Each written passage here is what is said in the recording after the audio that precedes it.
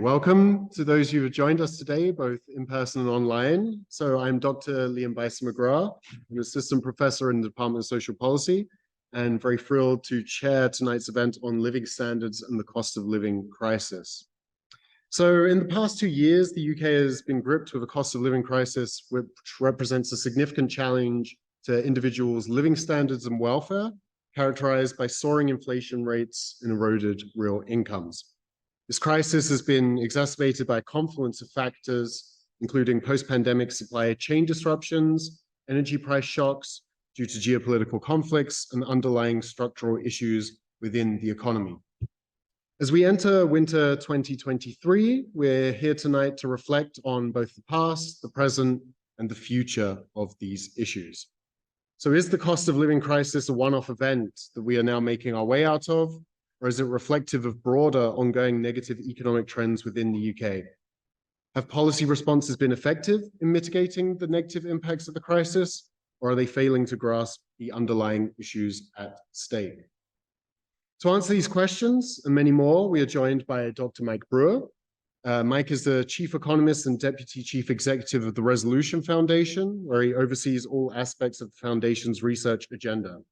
He's also a visiting professor at the Department of Social Policy at the LSE, having previously been a professor of economics at the University of Essex and having worked at the Institute for Fiscal Studies in Her Majesty's Treasury.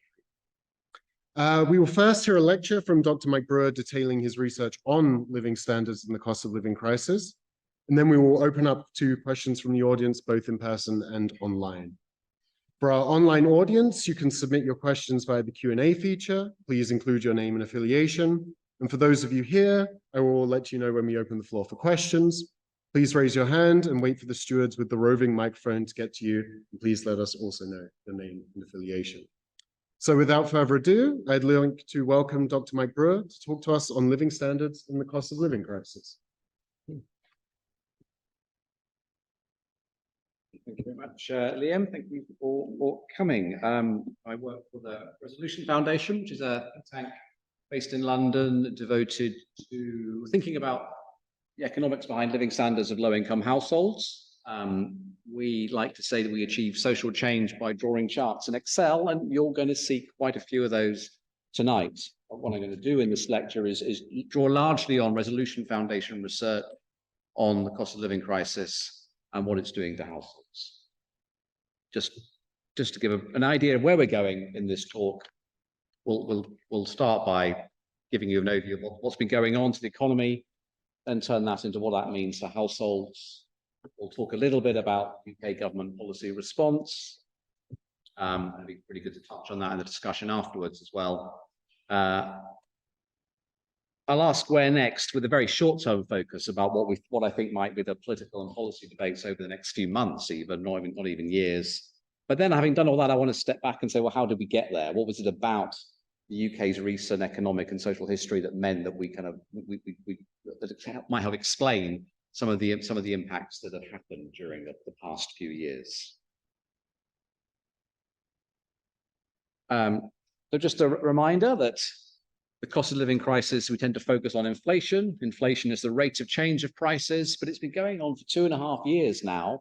And so inflation itself, can give you a misleading impression of what's actually happened. This chart shows the cumulative, shows the change in the actual index, the CPI index. So what's happened to the actual cost of living, not the change in the cost of living. And the actual cost of living has gone up by just over a fifth, just about a fifth, sorry, in the last 2 and a bit years. So not 2% a year, but 20% in just over 2 years. That's what's underlying the shock, and that's what's underlying the impact on households. I'm going to show you in a minute.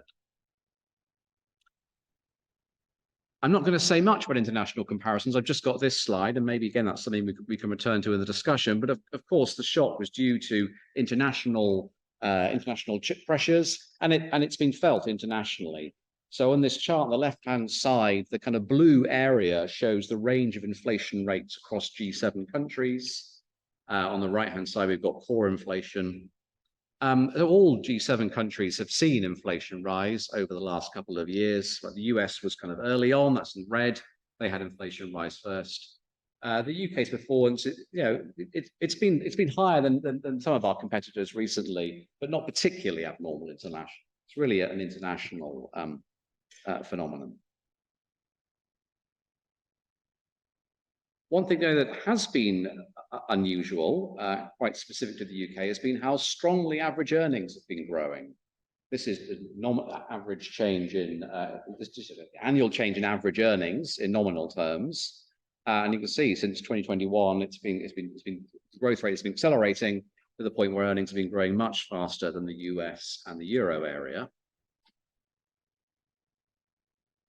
Does that mean living standards have been growing? No, it doesn't. This rather complicated chart puts the two previous ones together. The red line is the annual rate of inflation. The purple line is the annual rate of growth in average earnings. And then the orange areas show you whether real earnings, show the change in real earnings. So were real earnings growing or were real earnings falling? And this is just emphasizing that even in that period, in the last couple of years, where average earnings have been growing quickly, they've not been growing as fast as inflation. And so the orange area is negative. Real earnings have still been falling. It's only in the very most recent month or two of data points that we have average earnings growing faster than prices. But that experience of rapidly growing earnings, is relatively unusual amongst developed countries in the last year or so. And then, of course, we have interest rates, as the Bank of England has responded to rising inflation by putting up interest rates. We are essentially back to the level of interest rates that the UK last saw in the late 1990s and 2000s until the great financial crisis came along in 2009. So that's really big picture economic stuff. Let's now go down to households. And I think for households and the cost of living, since this started in early 2022, there's been three stories. First of all, it was a crisis driven by energy prices. Then in 2023, that shifted towards food. And I think in recent months, we've seen at least more political attention on interest rates and mortgages, even if that might not be actually the most pressing problem. But we could definitely see this sort of story evolving over the last couple of years. So I've got a couple of charts which just try and show that in facts or quantify that. So this is back to the annual rate of inflation again, and the different colors show the contributions to the annual rate of inflation from different goods and services. The too many shades of blue, haven't I? The sort of second bar up is the contribution coming from energy, basically. So this is the kind of first stage of the crisis during 2022, where the biggest single cause of growing inflation was energy. Within the last month there, October, about a year ago, energy alone is contributing 3 percentage points to the rate of inflation. But you may reflect back, of course, it's not just energy. All those bars are going up. All those components are contributing to the higher rate of inflation. Indeed, almost any one of them alone would give you 2%, which is supposed to be what our overall rate of inflation is. But in 2022, it was really energy was the fastest growing one, and obviously getting the most attention. More recently, as I said, it's become the turn of food to be pushing up inflation. So again, energy is the second from the bottom, and energy continued to contribute a lot to the rate of inflation until April this year. And the price of energy in April this year was really not much different from the price of energy in April the year before. So from April onwards this year, energy has not been contributing much at all to the annual rate of inflation. Instead, what's been growing is growing continuously is the very bottom category, which has been food. So we've moved through as 2023 has gone on, we've moved away from an energy-driven cost of living crisis towards a food-driven cost of living crisis.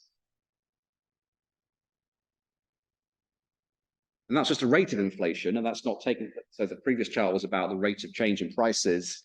We can also think about how important food and energy are in households' budgets. And this chart shows a different way of thinking about that, which is, well, for an average household, by how much has their spending on these two goods changed during the cost of living crisis as a result of price changes. So what it shows is that during 2022, the increase in spending on energy was indeed greater for the average family than the increased spending on food. By the time we got to July 2023, those two had just flipped round. So it was actually food that was eating more into families' budgets than it was energy bills, and that's continued through the few months which are not shown on this chart.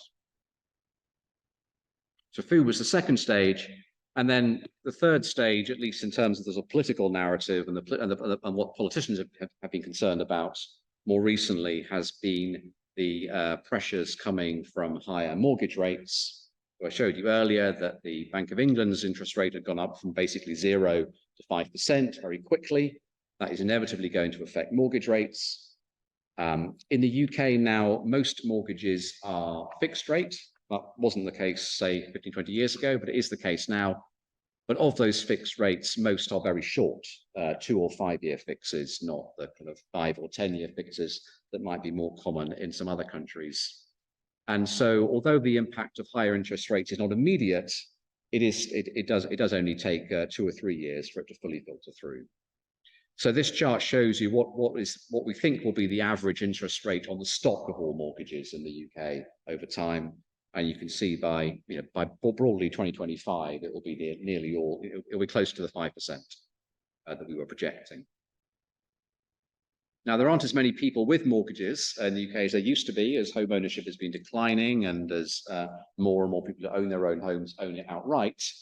But for those people who do have a mortgage and who are hit by this rising interest rate, we think that the average change in their mortgage interest bill will be about £3,000 a year, which is very, very significant. Much bigger than on the previous chart I was showing you, which I think was about £1,000 extra in food or energy. So if you do have a mortgage, at least for the average person with a mortgage, the change in interest rate is much more significant than food or energy. It just doesn't apply to anything like as many people. So that's the energy, food, mortgages kind of sort of story over time.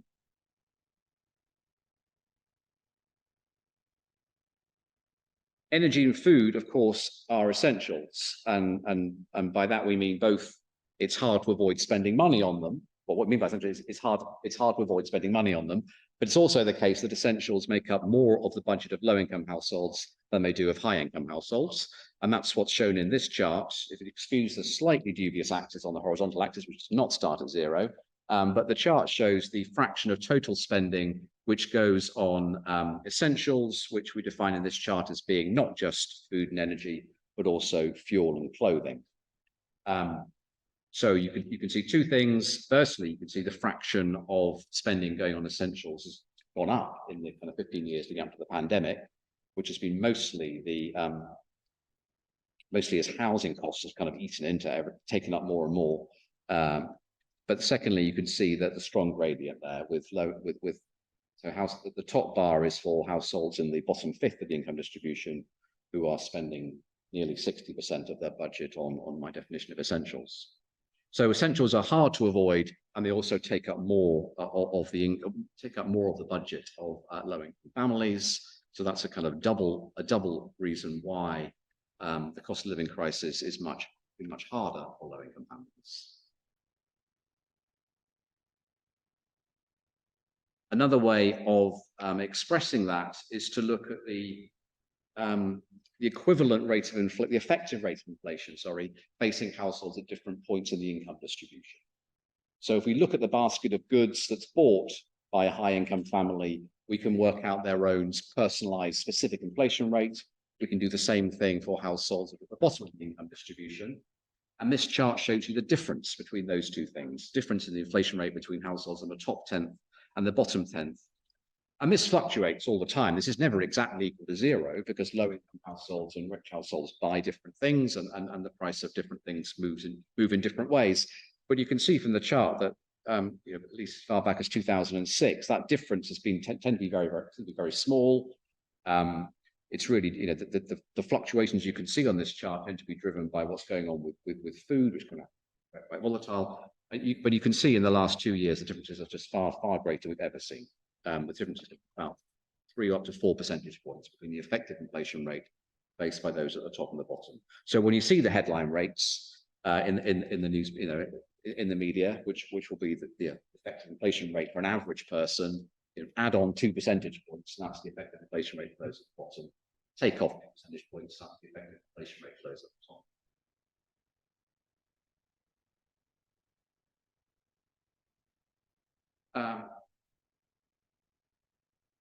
And unsurprisingly, the public is concerned about this. So the left-hand chart is from YouGov's regular polling of what are the most important issues facing the economy and facing the country. And the economy became the most important one round about the start of 2022, which was when February 2022 was when Russia invaded Ukraine. Inflation was high before then, but it was really sort of shot up after that. Concern peaked in autumn, about a year ago, just over a year ago, autumn 2022, which was firstly when we were really concerned about high energy prices in the winter, but it was also when Liz Truss and Kwasi Kwarteng were doing lots of exciting things with the economy, and that might explain the peak then. Since then, the number of people saying the economy is the most important issue has fallen a bit, but it's still far higher than the others. And on the right-hand side, you can see a composite measure of consumer confidence put together by a consultancy firm. It's a mixture of 3 different indices, but again you can see that began to fall in late 2021, reached its nadir in autumn 2022. Again, about probably the same, probably related to political goings on about a year ago. Has improved a bit since then, but it's still firmly in negative territory. So the public agree the economy is a concern and are still lacking, still are not particularly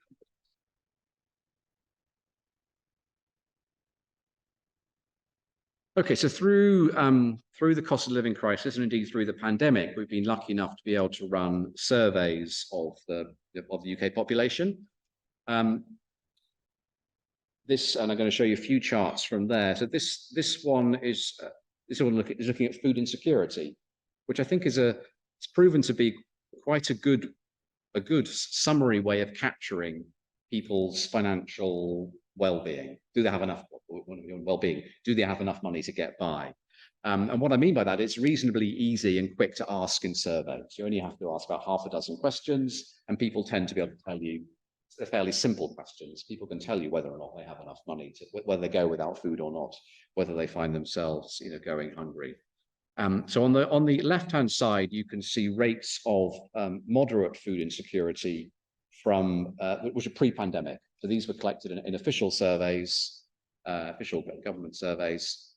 And on the right-hand side, we asked exactly the same questions. And this is from a survey about a year ago.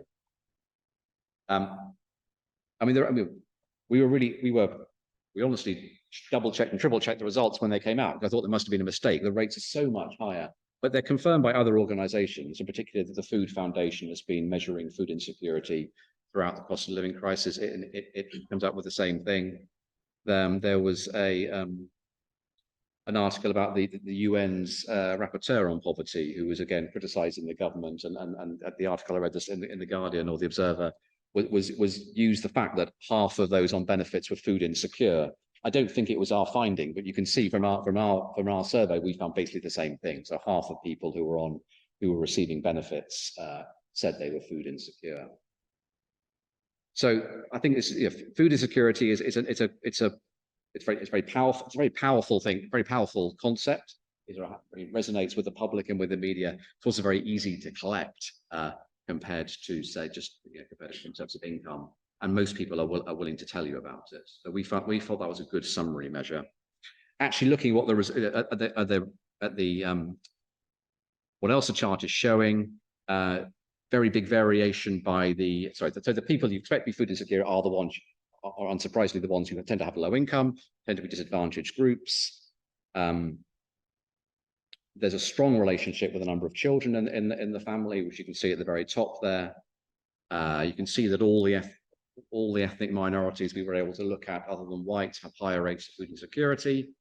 And I said the strong relationship to whether you're receiving social security benefits or not.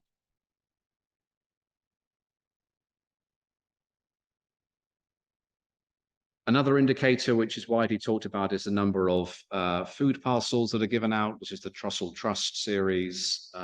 Just saying that in the current year, they expect to, in the previous financial year, they supported nearly 3 million people with food parcels at some point that year, which is just far higher than they ever have done in the past. In one of our reports, just under a year ago, we focused in on the difference between people with disabilities and the rest of the population. And this shows various measures. This shows some of the questions which go into the government's official measure of material deprivation, but I'm showing you the individual questions. And on the left-hand side, it's pre-cost of living crisis. This time it's during the pandemic, and on the right-hand side is the same questions that we fielded on our survey about a year ago during the cost of living crisis. So again, things have got worse, and again, things are worse for those people with disabilities compared to other people. There's no attempt to control for anything here. It's just a straightforward comparison of those people who are disabled with those people who are not.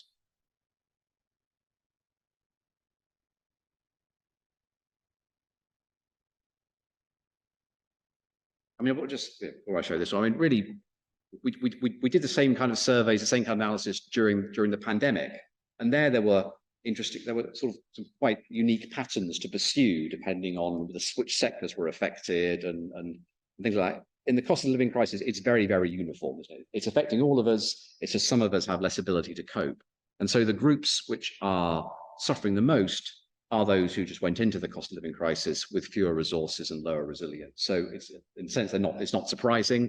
Chart on food insecurity isn't surprising. This chart isn't surprising, and the next chart probably won't be surprising either.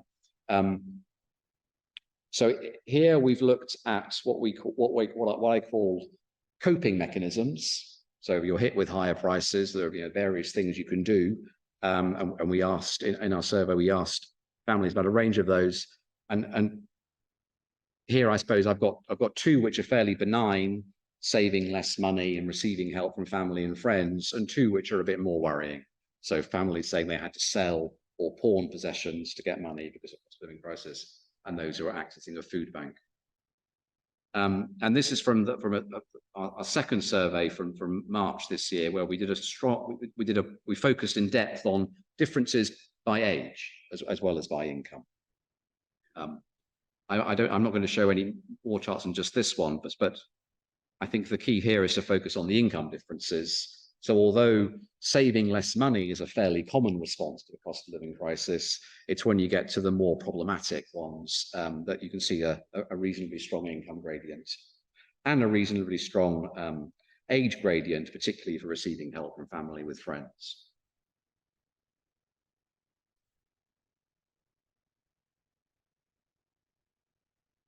And then looking at a kind of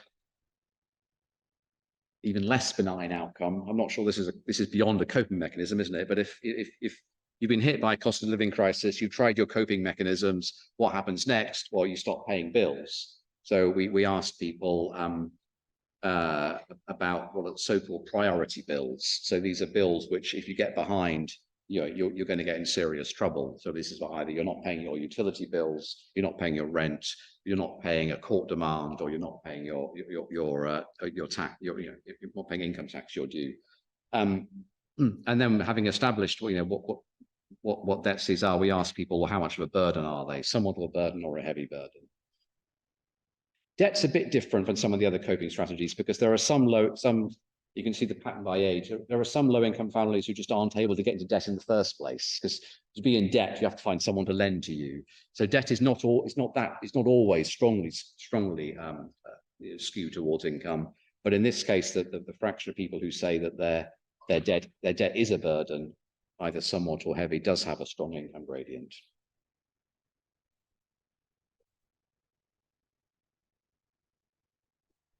And then finally, I should have said earlier that we were able to run all these surveys in part because of a generous grant from the Health Foundation, which is a think tank or research foundation concerned about health and health inequalities. And so we wanted to look at the impact of the cost of living crisis on people's health and mental health. So on the horizontal axis, you can see 4 different measures, 4 different glimpses into people's mental health. I mean, some of these are the individual items in the general health questionnaire, which is a summary measure of mental health. And what we're showing here is the fraction of people who say this is a problem for them or they are feeling this way. The purple is the whole population, and then the 2 blue series, I've just focused in on those people who either say their financial situation is a lot worse than it was a year ago, or those who say their debt is a heavy burden. There was some very good work earlier this year by the Joseph Rowntree Foundation on the link between mental health and people's financial situation. And they wrote a whole report about this, or mostly correlation, maybe not causation, but the correlations are so striking and so strong. And I think this is another piece of evidence, just to add to that. But I do recommend their report to you.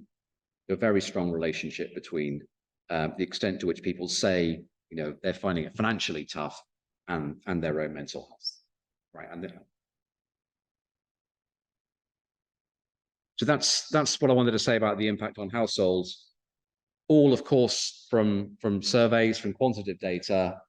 We like drawing charts. I know we never forget that, of course, behind these charts there are people answering surveys, some of whom are finding things very, very difficult. And I know there'll be people at this university and elsewhere who are studying these issues also with qualitative work. And that can provide an extremely powerful and complementary perspective. But I'm conscious. I've just shown you, I've shown you charts, but we mustn't forget there are real people underneath this as well. So let me talk a bit about what the government has done.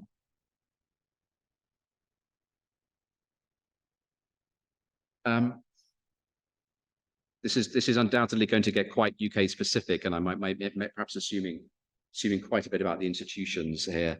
Of course, the response has been complicated by the fact that we've had political turmoil as well. So I've listed here sort of three sets of interventions, and I've listed the Prime Minister and Chancellor at the time. So essentially, we've had 3 lots of goes, or the government's had 3 lots of goes at announcing cost of living response. The first go was in early 2022.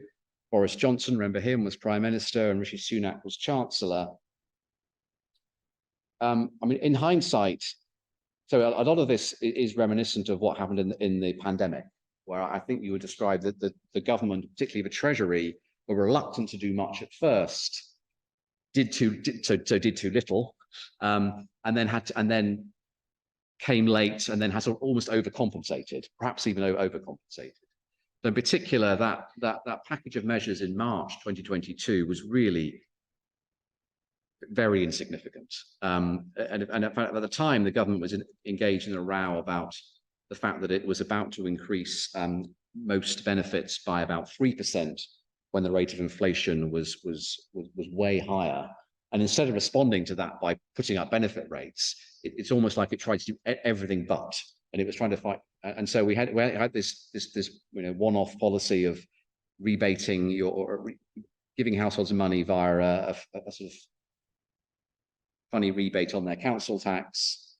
We had a few more things as well, but it was not sufficient, and we said so at the time. And then 2 months later, the government had to come back and have another go. And this one was a much more substantial package. So in May 2022, it announced £400 off everyone's energy bill, along with lump sum cost of living payments to those people who are on any form of government benefit. So to all pensioners, for those on disability benefit, and for those on being tested benefits. So that was the first go, and by May, that was fine. That was a good response. It's just a shame we just had to wait until then. And then over the summer of 2022, that was when energy prices went absolutely ballistic, or at least that's when the prices for the following winter were going absolutely ballistic. And that was where we were faced with the prospect of the average household paying £4,000 a year for their energy. And so we had the very dramatic intervention by Liz Truss and Kwasi Kwarteng in the energy price guarantee was the policy that it was called, and that kept typical annual energy bills down to £2,500 a year. And that was by far the biggest single measure. Then another change in government, and then we had a sort of, and then in the end of 2022, we had policies were announced for the current financial year. This time they made sure they were uprating benefits properly, and announced a continuation of these cost of living payments, again, for pensioners, those on disability benefits, and those on means-tested benefits. The energy price guarantee, you may remember, was continued for 3 more months, and is still now technically in force, but the wholesale price of energy has dropped back so much that it's no longer binding. So that's not relevant anymore.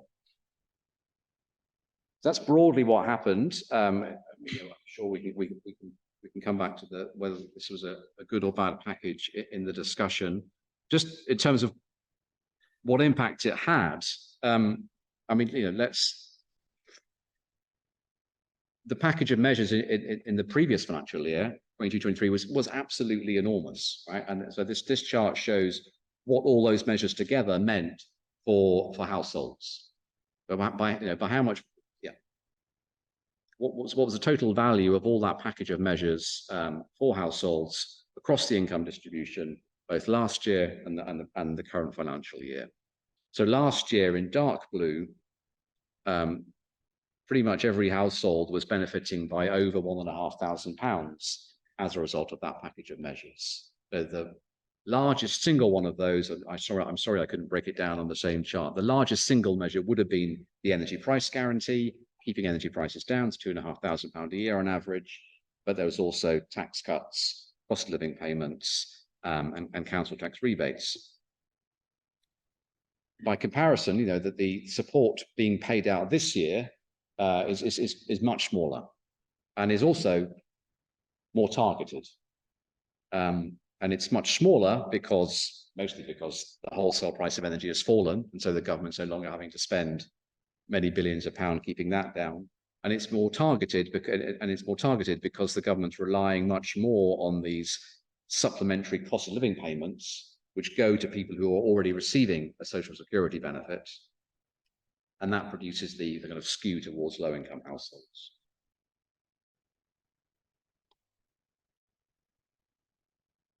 But still significant. I mean, we thought we'd when the pandemic finished, we thought we'd stop drawing these graphs showing how many tens of billions of pounds government was sort of splurging on households. But here was another 2 years together, £78 billion of spending. Although, as my note says, about half of that will eventually be recouped via the taxes on energy producers. I mean, even though the government resisted long and hard and doesn't like talking about windfall taxes, it did introduce higher taxes on the oil and gas sector, and they are proving to be quite lucrative.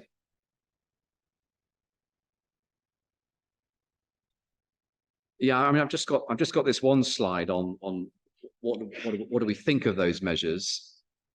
As I said, and just like the pandemic, and indeed it's very conscious of the COVID inquiries going on at the moment, there seemed to be this initial reluctance to do anything, motivated by a desire not to spend taxpayers' money needlessly, but a stance which then proved unsustainable, and then perhaps led to an overreaction. I mean, I think many people were surprised at just how much money was being spent through the energy price guarantee.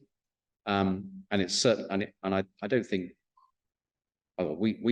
my organisation for sure would have suggested something more targeted would have been worthwhile. I don't think it was a social imperative that we subsidized the energy bills of all households by quite so much last year.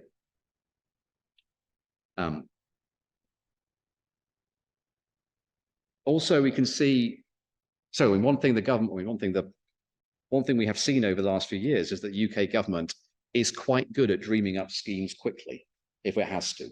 We invented a furlough scheme and got it operational in a matter of weeks. The energy price guarantee was dreamt up very quickly in the summer of 2022. So when things have to happen quickly, the fact that something about we do seem able to react quickly, but we're not very good at doing the planning. So what didn't happen was in early 2022, civil servants didn't sit around thinking, well, what happens if this gets, what would happen if this got worse?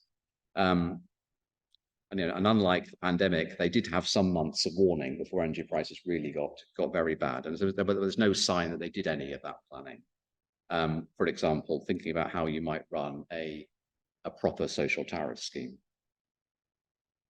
And we can also see a reluctance to alter the core rates of benefits. We have a scheme which assesses household income and tries to establish which families are in need and which families are not in need. It's called universal credit for those of working age, and we have pension credit for the older people. And the government just does not seem to want to alter those rates at all. So instead, it likes using these top-up payments, the cost of living payments I've already talked about, or it directs funds to local governments. It says, well, you hand those out to people you think are deserving. It's very much a treasury mindset. We don't want to do anything which is going to permanently increase public spending. Instead, we're going to want to make sure that we're just doing things which are temporary. So that's what I have to say about what the government's done, and it'll be good to come back to that in discussion. Yeah, so where are we now? I just want to focus on a really short-term issue, which is what could be happening to benefit rates next year. So inflation is now falling. Sorry, this is not quite the very latest Bank of England report. It's not last week's, it's August's. So inflation is falling back quickly. Inflation is falling back quickly, but a not very well appreciated fact is that although energy prices this winter are going to be lower than last winter, the removal of all of that government support means they're not going to be lower for everyone. So in particular, last winter, we all benefited from a £400 discount on which we're not getting this year. A second thing that's happened between this year and last year is that the regulator has allowed energy companies to charge more in the standing charge, the fixed daily price that you pay, no matter how much you use. And so that combination, a higher daily standing charge, the absence of the £400 kind of flat rate rebate, in some cases outweighs the lower per unit cost of energy. So we think overall that just under 30% of households will actually have higher energy bills this winter than last winter. And I just don't really see that reflected in the public debate at the moment. Now, it's true these will be smaller households, right? So a larger household consuming lots of energy will benefit loads from a lower per unit cost. So this is predominantly, it's more likely to be single person households or smaller households. But it has got an income skew to it. So you can see we're up to over 40% in the bottom tenth of the income distribution will face higher energy bills this winter than last winter. So yeah, inflation's falling, even though some people will face higher bills this winter. But because inflation is falling, we seem to be in the annual discussion about whether we should put benefits up in line with inflation or not. And this is good. Stepping back, this is very worrying. It used to be just accepted as a matter of principle and not even discussed that of course you put benefits up in line with the rate of inflation, because the real value, the idea was benefits should be unchanged in real terms. And now it's turned into this annual, or shall we or shan't we discussion, which is really very alarming. And so we're having that again. It is rumored that the government is thinking about not increasing benefits next April in line with inflation. And what this chart shows you is the impact, is what would happen under the worst case scenario. So suppose they just don't increase them at all and they kept benefits frozen. For these different groups, we've shown both what fraction would see any loss at all in their income compared to the counterfactual of going up in line with inflation, and what fraction would see an annual loss of income of more than £500.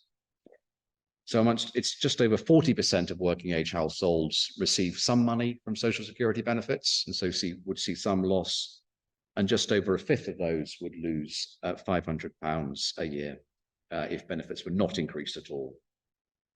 And then, of course, these fractions are much larger for those groups in society who are more likely to be receiving benefits of any kind. So that's those with disabilities, those with children, and those who are not in work.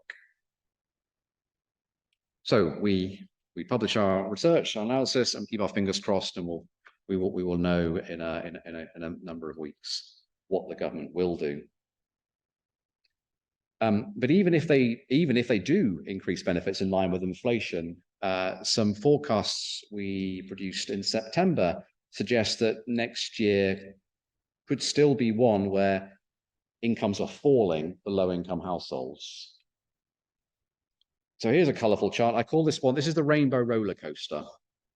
So the chart shows basically the annual change in incomes for people at different points in the income distribution, for 20 different points.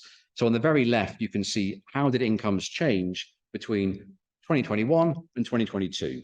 The answer was they fell everywhere, and actually they fell more at the top than the bottom, partly because of that of the support package I mentioned, but with a massive caveat that this assumes the same inflation rate for everybody. Right, and for technical reasons, we didn't quite feel able to splice on that differential inflation I showed you earlier onto this chart.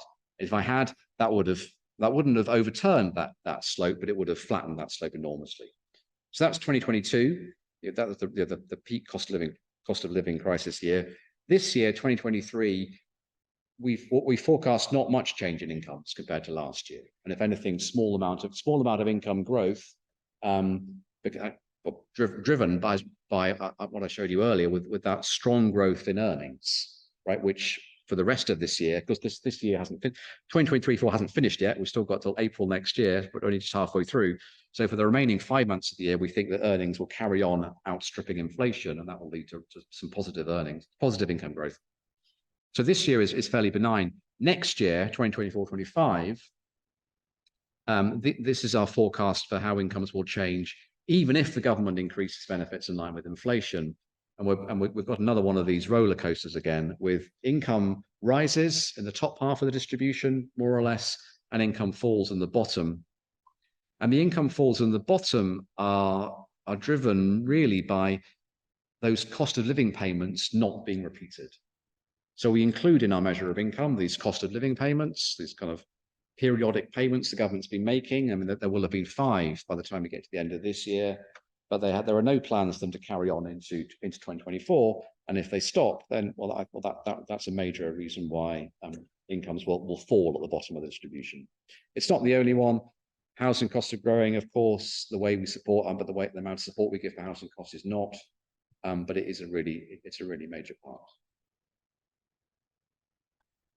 So, yeah, if this was our forecast, even if benefits go up in line with inflation, you can understand why we are so keen to see that in the government sort of statement. Okay, so that's what I want to say about policy. Well, what next? And then to finish off with, go back to the beginning and maybe just say a little bit about what it was that got the UK into its pre-cost of living state. At the Resolution Foundation, we're coming to an end of a large project done with colleagues at the LSE and the Centre for Economic Performance about what Britain needs for a new economic strategy. And really part of our core story is that, well, the UK has been suffering for a number of years from high inequality. So this is the Gini coefficient. It's a summary measure of income inequality, which rose in the 1980s and remained high ever since. And And then that's been compounded in the most recent decade by a lack of growth. So we call this the stagnation. We've got no growth and high inequality. So this chart shows you the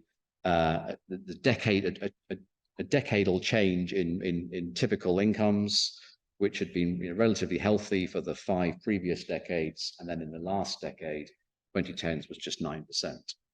So 2010s was low growth, but still with that hangover of high inequality as well. So that's kind of input number one.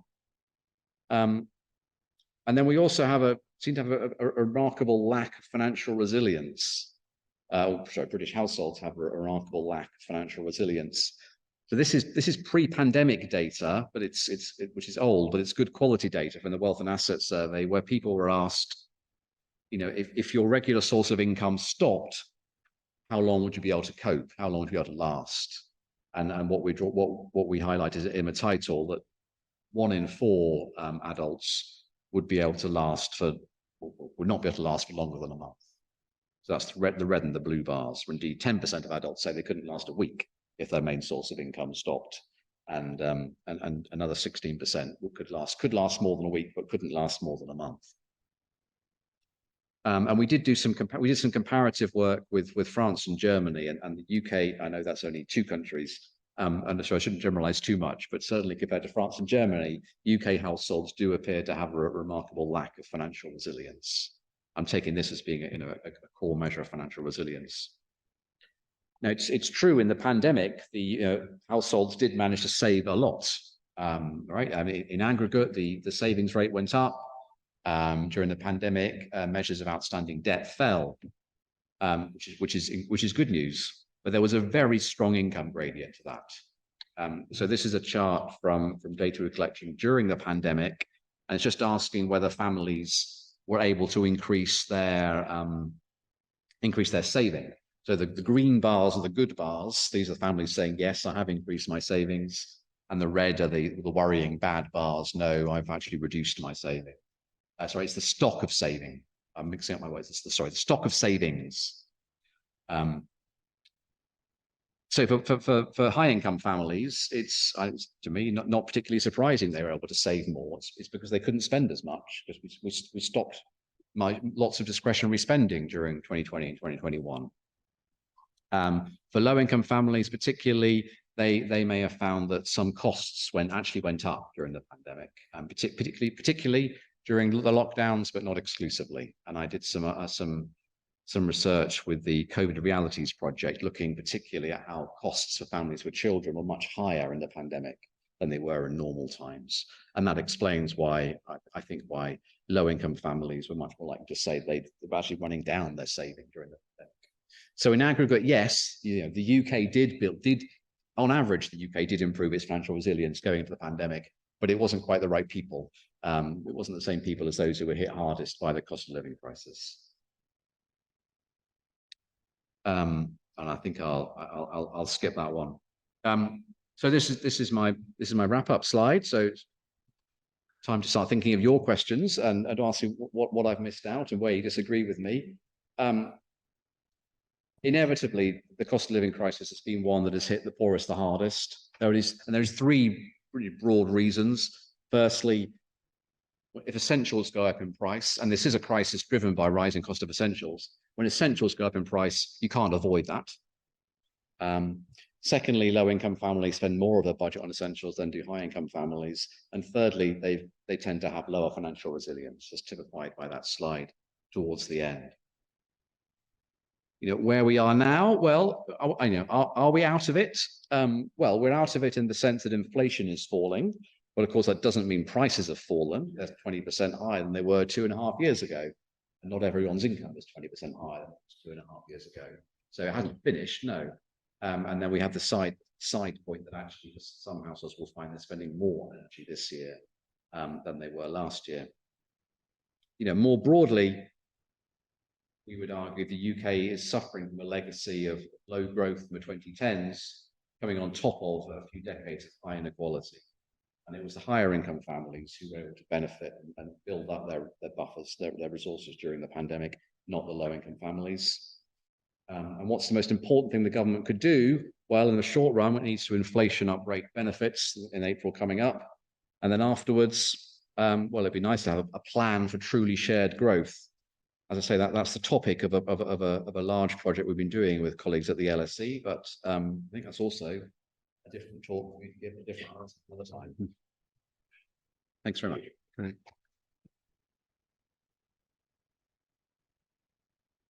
Excellent. So thank you very much, Mike, for your presentation. So we'll now open the floor to questions from the audience, both here and online. If you haven't already online, please feel free to type questions into the Q&A box and we'll try and answer as many as possible. For those joining us in person, if you would raise your hand and wait for the stewards with the roving microphone to get to you, and please let us know your name and affiliation when asking a question. So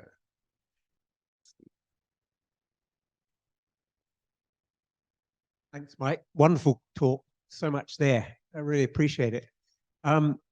History began quite late, though. I was wondering about the 1970s in the UK. What was different then? My understanding, where I arrived, was that inflation went up really fast, also energy related. But was it talked about in the cost of living crisis in the same way? I mean, maybe it's something to do with the nature of government, maybe the sorts of policy instruments that we used, and so on and so on. Interesting to know about that. And a second, I'd be interested to hear more about comparisons, say, with the USA. Why one of your earlier charts compared the inflation rates between the UK and the US and the changes in the rates. Is it another aspect of UK policy making or lack of it that we're not, the inflation rate here has not come down in the same way as it has there, or is it something to do with the things you were talking about at the end about the structure of the economy? And so, thanks very much. We'll do one at a time. yeah, Yeah. Okay. Thank you very much, Stephen. I'm afraid I don't know the answer to the 1970s. If anyone in the audience or online who does, that would be great to know. I don't know through personal experience, and I don't know through my academic research either. On the comparisons with the US, so there's the slide I showed at the beginning showed that the inflation began to rise in the US before the UK, but then peaked at a lower level and then has fallen more quickly. I mean, this is, I don't know the answer. I also don't know what it is about the US compared to the UK. But what I would say is, you know, inflation watchers and Bank of England watchers right now, we spend. Well, sorry, what I did show you was that chart of average earnings growth in the UK, which is high in the other countries and is very high historically at the moment.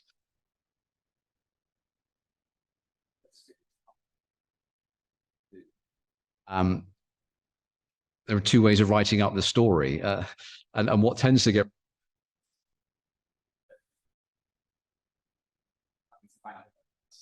that means the Bank of England are going to keep interest rates high. On the other hand, you could write it up as that's fantastic. Households are desperately trying to claw on to their real earnings. So I think what the Bank of England's answer might be that it's these blooming workers or the blooming firms who are just paying their workers too much.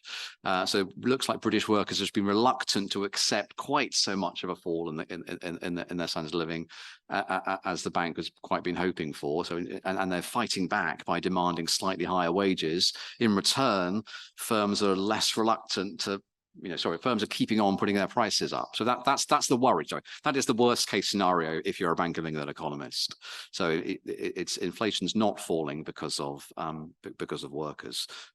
I don't know whether that's true or not, but it certainly is the case that, as I showed earlier, that earnings are growing really quite rapidly in the UK compared to other countries.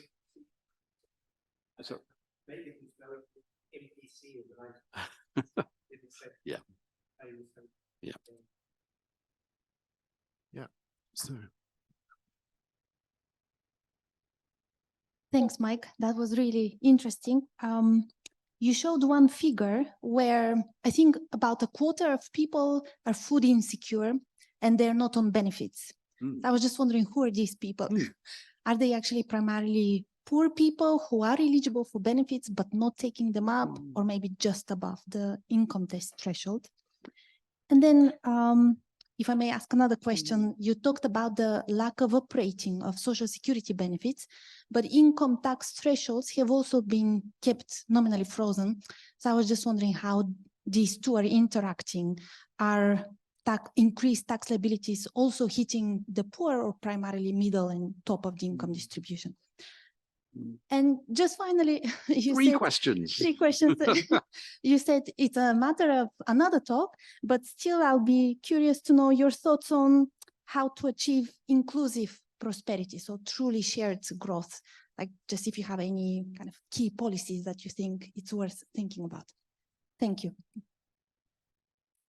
I think I'll decline to answer the last one. We can come back on December the 4th, or come to our launch event on December the 4th, and we'll give you all the answers to that one. Yeah, so your first question is why are there people who say they're food insecure but not receiving social security benefits?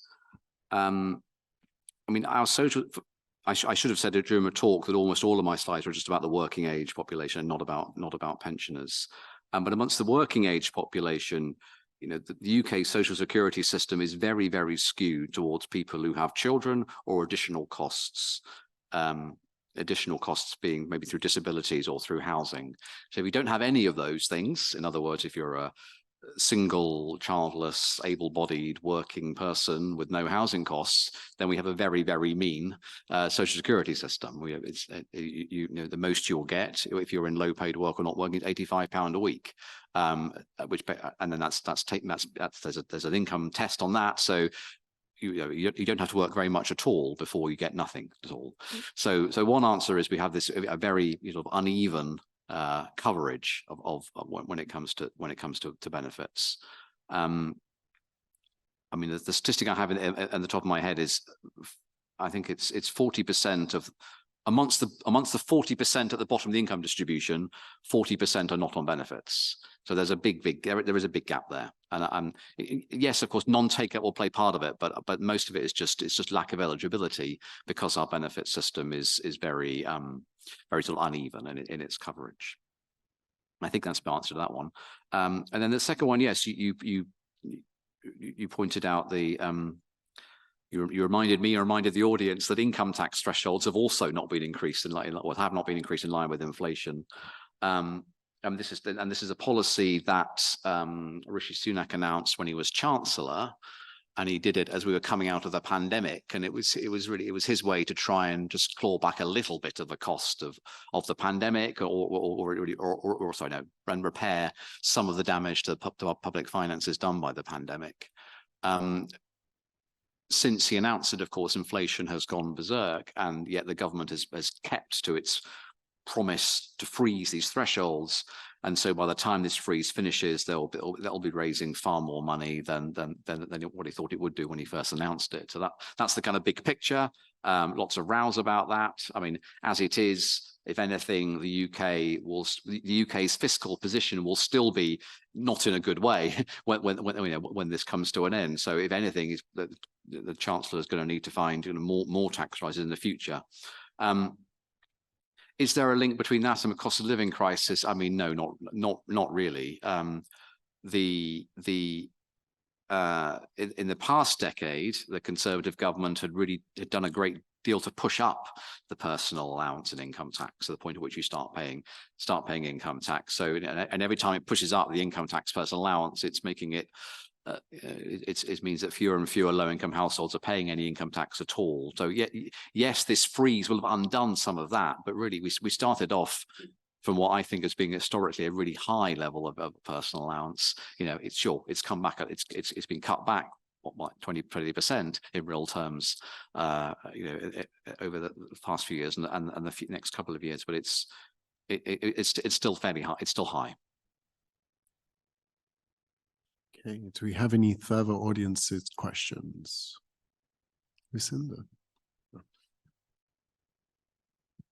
Hello, Mike. Thank you for a great talk. I'm Lucinda Platt from the LSE. So I just had a question about one of your slides, actually, because that's the way my mind works.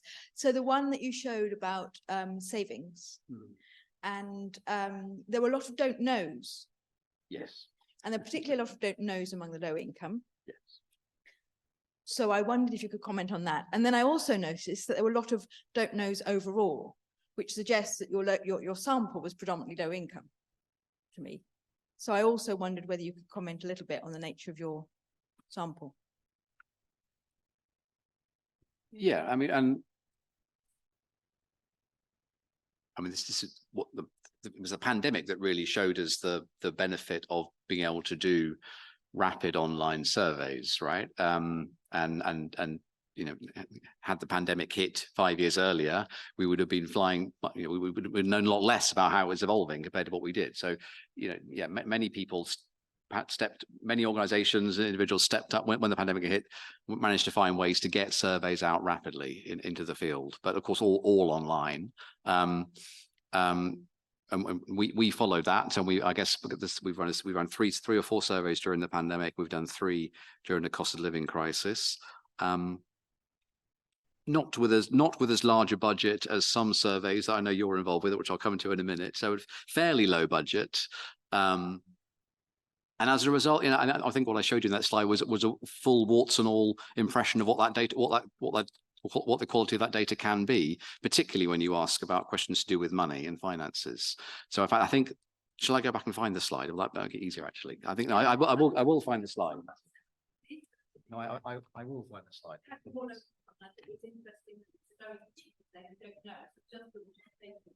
So there's actually 2 reasons for the don't knows here. So first, if you look really closely, you might well not close. The line at the bottom includes people who didn't tell us what their income was. So there's 2 ways you can have don't knows. So people have to tell us their income and their savings. So the bottom row has lots of don't knows because in the bottom row, I was able to include the people who didn't tell us their income, as well as those who did tell us their income. Okay, so there's lots of don't knows. If you do cheap, dirty surveys, you do get a little bit of cheap, dirty data. And this is particularly, this chart is exposing that warts and all. So we have people who don't want to tell us their income or didn't tell us their income, but they do appear in the bottom line.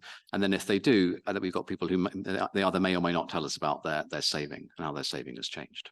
So we've got 2 lots of don't know. So I think, okay, that particularly low income, yes. Sorry,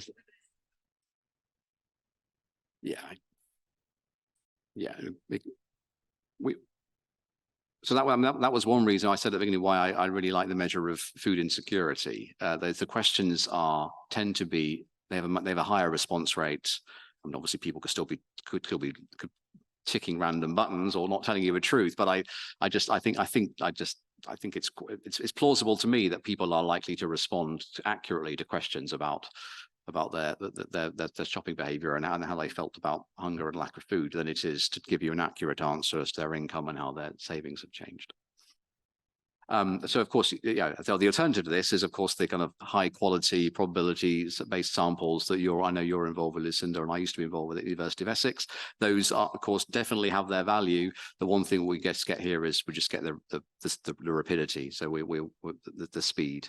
We're working on a report at the moment based upon the data we collected last month, and in typical Resolution Foundation style, the report will come out next month. So that's what you get in this online era. But you do sometimes get the kind of get the dirty data as well.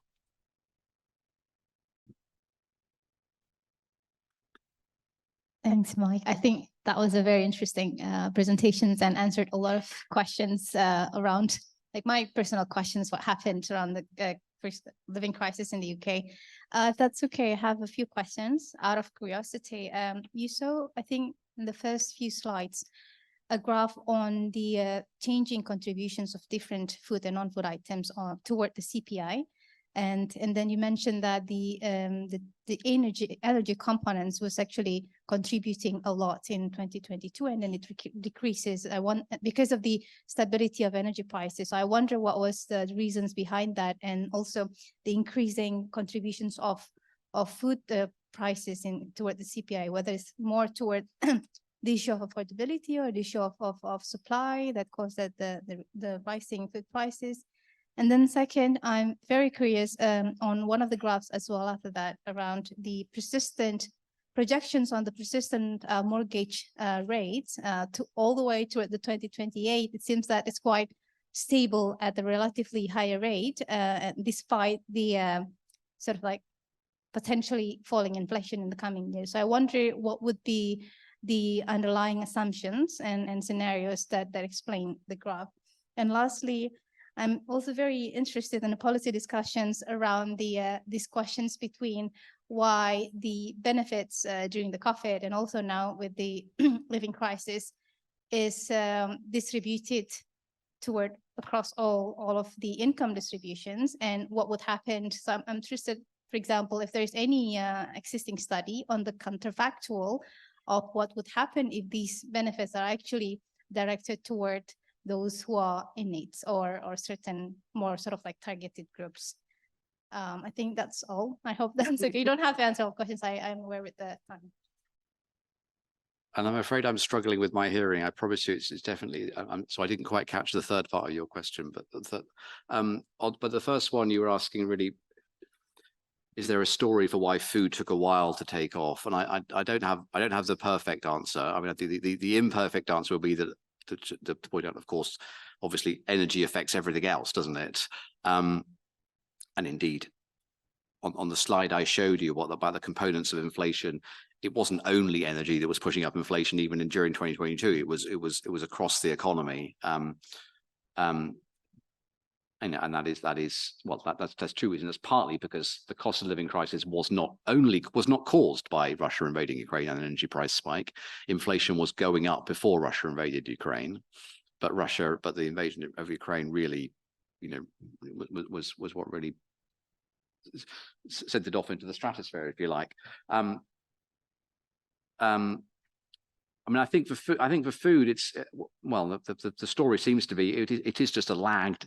It's partly a lagged energy effect. It just took a while for the higher price of energy to filter down to higher prices in the shops. There may well also be a Brexit impact too, but if there is, it's dominated by energy. So yeah, sorry, a lagged energy effect really is the answer. I'm sorry, I've forgotten your middle one. I didn't hear your third one, but. You please come and ask me afterwards. Thank you. Okay, great. So do we have any more questions?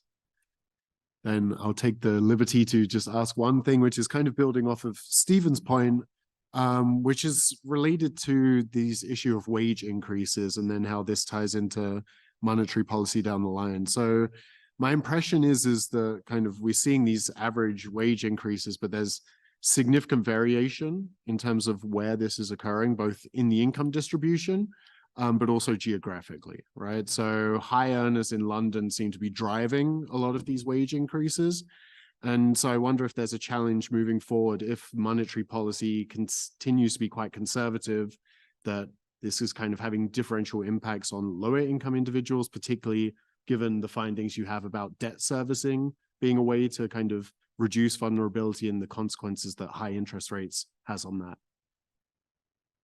Yeah.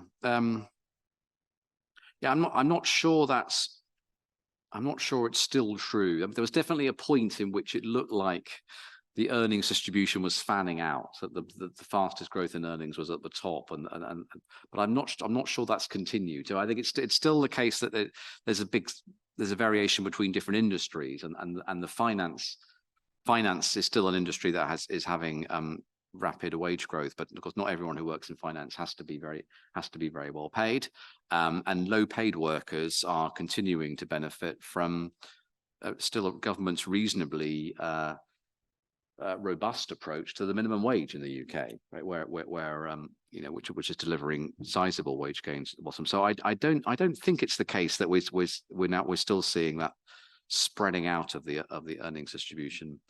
I mean, more generally, what's the impact of monetary policy on household incomes? So that is also probably another talk. I would highlight two things. First of all, that as interest rates rise, so that tends to reduce the value of most assets.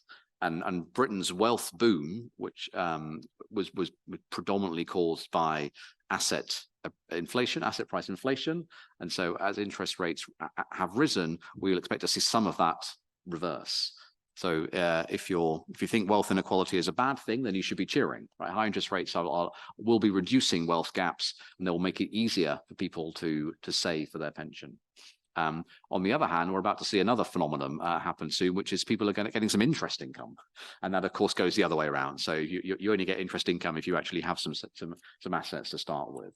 I think we're going to. So we've already seen the newspaper articles about, oh my gosh, you're going to have to pay tax on your interest income. But we in our living standards forecasts, it was really we've been doing these for the last decade. This was the first year we've actually had to think about interest income and the impact that might have on the income distribution, and it's sizable and inequality enhancing, as you'd expect, but offset by that asset price falls in asset prices, which might be reducing wealth inequalities. So it is really complicated, the way that monetary policy affects distribution of economic resources. So again, want to thank Dr. Mike Brewer for all this interesting insight on this topic. We're going to have to call it for a day for now. So a round of applause again for Dr. Brewer.